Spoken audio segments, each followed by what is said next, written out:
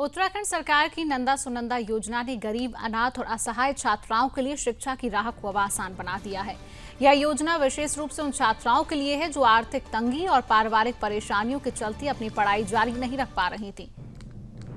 और इसके जरिए योजना के तहत देहरादून के जिलाधिकारी सविन बंसल ने आज योजना के तीसरे चरण में 3 छात्राओं को चेक वितरित किए हैं। यह चेक उन छात्राओं को दिए गए हैं जो अपनी पढ़ाई को अधूरा छोड़ने के कगार पर थीं। जिलाधिकारी सविन बंसल ने इस मौके पर कहा है कि विषम परिस्थितियों में भी शिक्षा की लौ जलाए रखने वाली बेटियां ही असल में नंदा और सुनंदा देवी हैं, जो समाज के लिए एक प्रेरणा बनकर उभरती हैं। उन्होंने बताया कि इस योजना में चयन प्रक्रिया को पारदर्शी बनाने के लिए जिला स्तर पर एक समिति का गठन किया गया है और इसके लिए एक एसओपी मानक संचालन प्रक्रिया तैयार भी की गई है। बता दें कि नंदा सुनंदा योजना का उद्देश्य समाज की आर्थिक रूप से कमजोर वर्ग की बालिकाओं को शिक्षा प्राप्त करने के लिए वित्तीय सहायता प्रदान करना है, ताकि वे अपने सपनों को पूरा कर सकें। इस योजना से अब तक सैकड़ों छात्राओं को लाभ मिल चुका है और यह उनके जीवन में एक महत्वपूर्ण बदलाव लेकर आई है। जिलाधिकारी ने यह भी आशा जताई कि इस पहल से उत्तराखंड में महिलाओं की शिक्षा के स्तर में सुधार होगा और समाज में समानता की दिशा में एक महत्वपूर्ण कदम बढ़ाया जाएगा।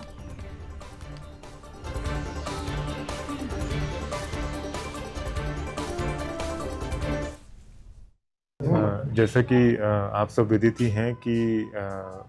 ऑनरेबल सीएम की भी संकल्प हैं और कमिटमेंट्स हैं कि हमारे जो वंचित ग्रुप के बच्चे हैं, महिलाएं हैं,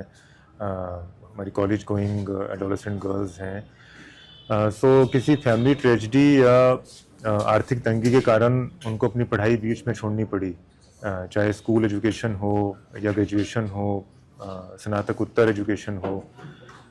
सो ये जिला देहरादून में